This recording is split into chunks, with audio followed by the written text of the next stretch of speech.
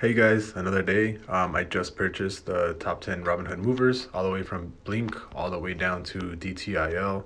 Like always, you do need $25,000 in your Robinhood account or any broker you have to avoid getting a day trading pattern, whatever it's called. So you do need at least minimum 25K to do this. Yesterday, we were pretty fortunate and we did we did like a 60% plus gain. That's overall through all the positions, right? So I already explained how this works.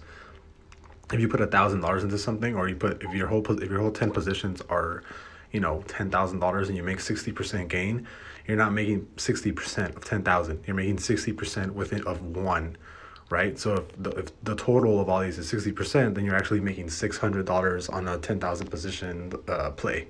But like I said, we're only playing momentum. We're not playing anything else, strictly momentum. And that's why I spread it out amongst the 10 top movers, right? But I'll update you guys before market close, and I'll see you till then.